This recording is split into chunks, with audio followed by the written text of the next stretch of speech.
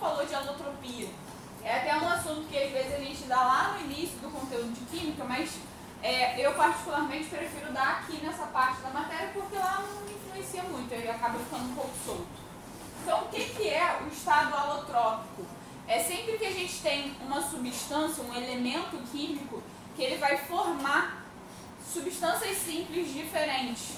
Ou seja, pulando direto aqui para o segundo quadro, a gente tem o carbono, o oxigênio, o fósforo e o enxofre, que são elementos químicos que estão lá na tabela periódica. E a gente sabe que eles vão se juntar, quando a gente tem mais de um átomo do mesmo elemento, e podem formar substâncias simples, né? Então a gente tem no carbono o grafite, o diamante e os fullerenos. O grafite, o diamante e os fullerenos são todos átomos, junções de átomos, de quantidades de átomos de carbono. Ou seja, tudo isso aqui é carbono. O que influencia, o que vai variar de uma para outra substância? A diferença está na estrutura, na formação de estrutura delas. Vocês sabiam, vocês já ouviram falar que o grafite é a mesma coisa que um diamante? Sim. Que o carvão? Sabia não. A diferença, aquilo ali é tudo carbono. A diferença vai ser como eles estão sendo fabricados, produzidos. Aqui o diamante, por exemplo, é produzido sob alta pressão. Mas é tudo carbono. A diferença é a quantidade de carbono que está ali se associando e a estrutura, a forma como eles se encaixam, certo? E aí a gente tem propriedades diferentes. O grafite, ele é macio, ele é brilhoso, ele conduz eletricidade. O diamante já é um dos materiais mais difíceis de ser quebrados no mundo, ele é altamente resistente, é transparente, é brilhoso, mas não conduz eletricidade como o grafite, por exemplo. E os fullerenos, embora tenha esse nome meio esquisito, eles são os compostos que estão vindo muito à tona hoje em dia, porque eles são os compostos da nanotecnologia, ou seja, nanotubos são feitos com os fullerenos, que é uma estrutura em tubo hexagonal. Então, são hexágonos que são colocados um do lado do outro e vão formando um tubo. E isso está sendo muito utilizado hoje em dia. Então, tudo isso daqui, o oxigênio, a gente tem gás oxigênio, O2, e o ozônio, que é o O3. Então, o que muda? É tudo oxigênio, mas um tem 2 oxigênios e o outro tem 3 oxigênios se ligando, certo? Então, o estado alotrópico é aquele em que a gente tem arranjos diferentes, em que a gente tem estruturas diferentes de um mesmo elemento químico, beleza? E isso daí vai influenciar na nossa variação de entalpia. Aqui eu trouxe 2 exemplos com carbono em grafite e carbono em diamante. Os estados físicos dos elementos formados são exatamente iguais, mas a gente vê que existe uma diferença pequena, mas na química tudo é perceptível, de variação de entalpia. Beleza? Dúvidas? Não, senhora. Certo. Bem, e agora a parte que a gente vai começar a falar mais, e é o que de fato cai em prova. Certo? Não vai dar para terminar hoje, ainda vai ter bastante aula sobre isso, mas são os casos especiais de alotropia. É o que a gente usa, é o que está em questão, é o que é cobrado de fato. A gente tem a entalpia padrão, e para isso eu preciso que vocês entendam o que é uma entalpia padrão, que é o estado em que uma substância é formada na sua forma pura, certo? Coloquei ali para vocês, sob pressão atmosférica de 1 atm e temperatura de ou 285 K ou 25 graus Celsius, certo? É a mesma coisa que eu perguntar para vocês, onde é que vocês nasceram, qual é a naturalidade de vocês? Vocês podem estar em outro país, mas aonde vocês nasceram é que é a sua naturalidade. Eu sou natural do Rio de Janeiro. Então, independente do lugar onde vocês estejam, você vai ser natural do Rio de Janeiro.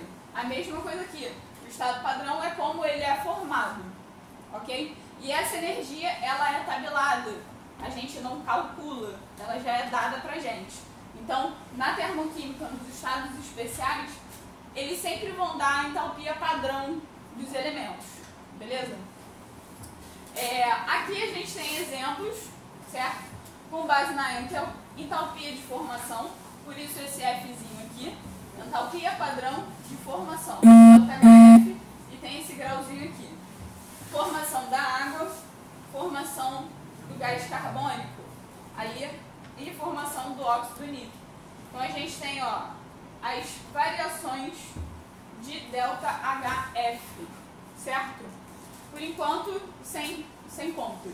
As contas vão entrar depois. Vamos lá. Termoquímica. Termoquímica é o estudo da química que vai ver toda a parte de trocas de energia, de calor que acontecem dentro de uma reação química, beleza? A gente sabe que para a gente formar novos produtos, a gente tem os reagentes. Os reagentes eles vão se misturar, vão se rearranjar com outras substâncias para formar coisas novas. Então, por exemplo, quando vocês estão fazendo bolo, vocês têm o ovo, o leite, o óleo, que são substâncias individuais, e eles vão se rearranjar, vão se misturar, vão formar um produto novo, um produto que não existia antes, que é o bolo já pronto, certo? Então, para o bolo acontecer, eu preciso que haja uma troca e eu preciso de energia para aquilo ali funcionar. Se você não colocar no forno, se não tiver o fermento, ele não vai crescer, ele não vai ser feito, beleza? Então eu preciso romper ligações, né? Já estudamos dentro da química, a gente já viu a parte de ligações químicas.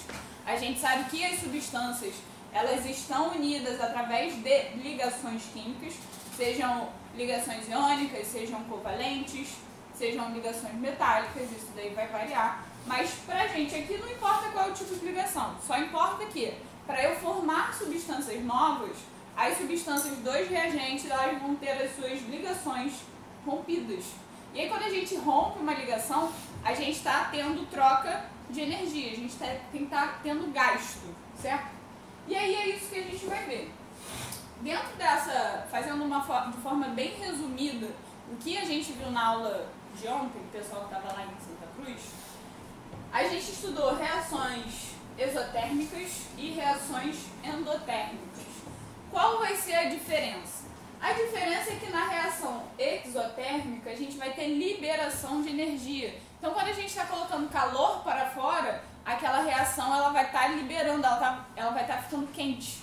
Então, por exemplo, uma coisa que vocês têm acesso, que a maioria aqui é difícil assim de explicar, de colocar num contexto comum nosso.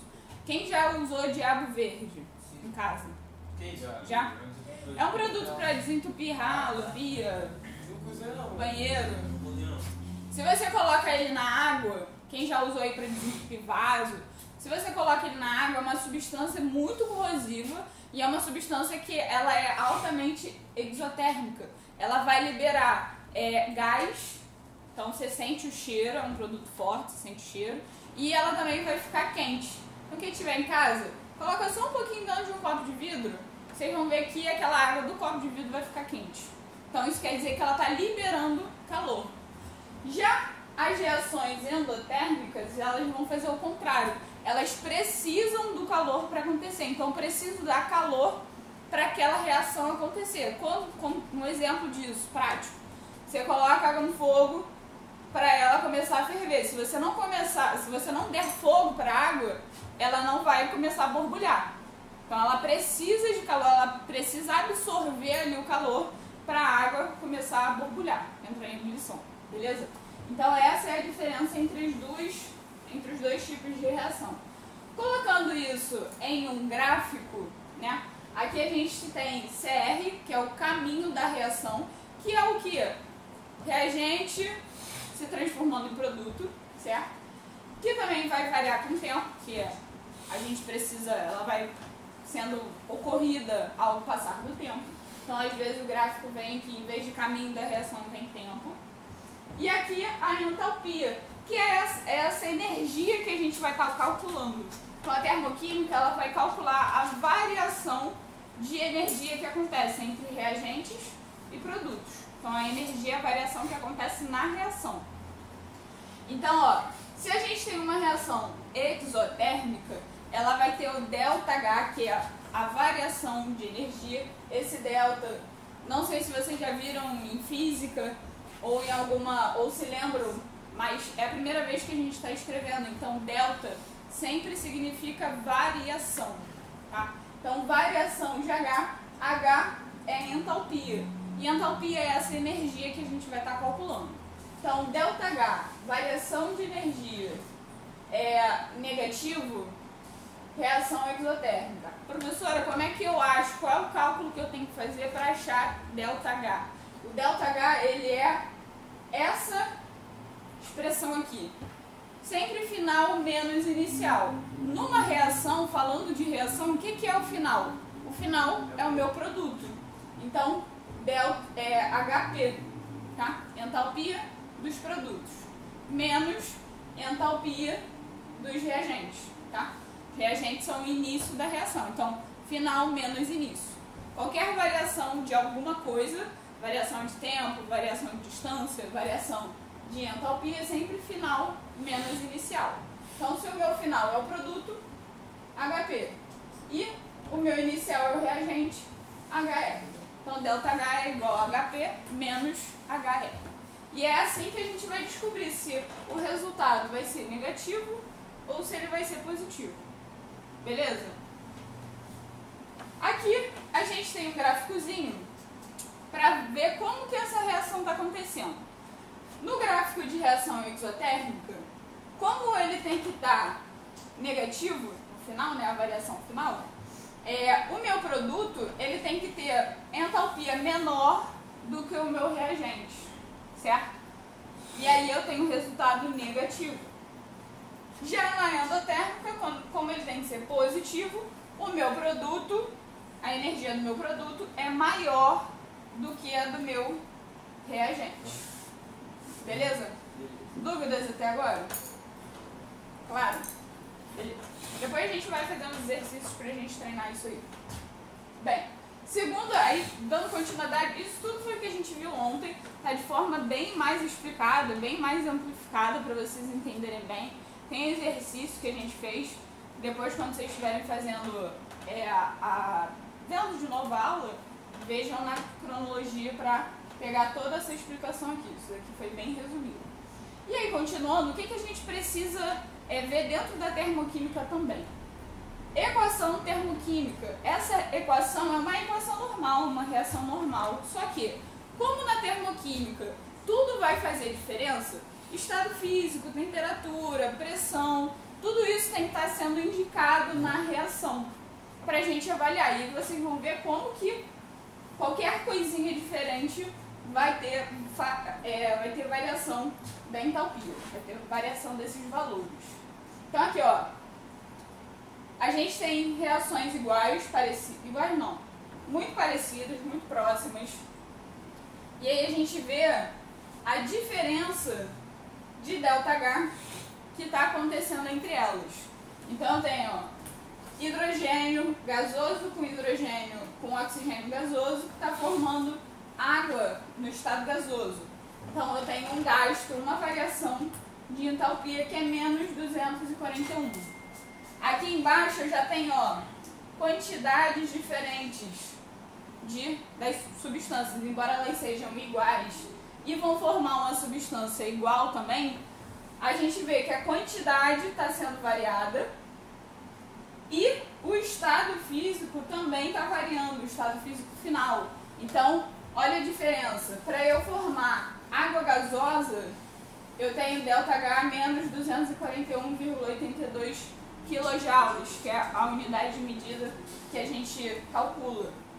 Para eu formar água líquida, no estado líquido, eu já tenho um gasto de menos 571,66 kJ. Então, substâncias iguais, uma reação muito parecida com as mesmas substâncias, mas a quantidade é diferente e o estado físico do produto formado também é diferente, certo? E aí a gente entra nos fatores que vão alterar essa variação de entalpia, certo? São alguns, esses são os dois primeiros que eu coloquei, mas ainda tem alguns outros. A primeira delas é a quantidade de matéria. O que é a quantidade de matéria? A gente acabou de ver lá em estequiometria, mol, massa, volume. E a quantidade de matéria numa reação, ela é mostrada através dos coeficientes, certo? Que aqui eu coloquei em preto para deixar bem evidente. Então, esses números da frente que a gente chama de coeficiente estequiométrico são as quantidades de cada substância que estão reagindo ali. Então, se eu olho 1H2, isso quer dizer que eu tenho 1 mol de hidrogênio no estado gasoso participando dessa reação. E aí, como a quantidade de matéria é uma propriedade extensiva, e eu coloquei aqui embaixo o que significa isso, que é uma propriedade que ela vai variar com a quantidade de amostra. Então, se eu tenho 1 mol, eu tenho uma propriedade e ele vai se relacionar com ΔH de uma forma. Se eu mudo, se eu aumento essa quantidade, isso vai influenciar no cálculo do ΔH também, certo? Então, como eles estão ligados, um vai depender do outro, a gente tem aqui as diferenças. Ó, a reação é exatamente igual, os estados físicos são iguais, mas a quantidade mudou. Da primeira para a segunda, a gente tem o dobro. É como se eu tivesse 2 vezes. E aí aqui, ó, eu tenho ΔH diferente. Beleza? Outra coisa. Deixa eu mudar aqui o quadro. Segundo fator que vai influenciar a variação da entalpia, estado físico. A gente já viu, como eu falei anteriormente, qualquer uma dessas unidades, qualquer uma desses fatores que muda, também influencia. Então aqui a gente tem 2 reações novamente iguais, mas a gente tem produtos que estão sendo formados em estados físicos diferentes. No primeiro eu tenho estado gasoso, água no estado gasoso. No segundo eu tenho água no estado líquido. E no terceiro eu tenho água no estado sólido.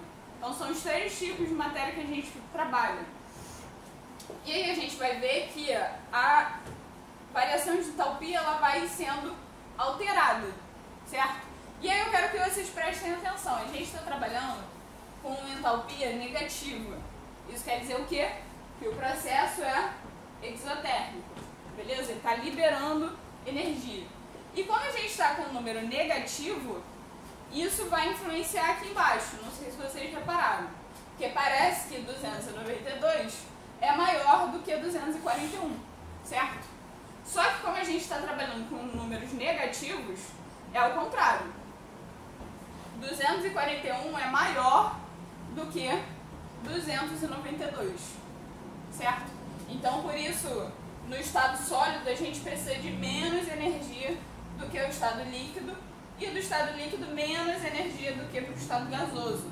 E aí, por que a gente precisa de menos energia? Por que é gasto? A variação é menor? Porque o estado gasoso, ele está muito disperso.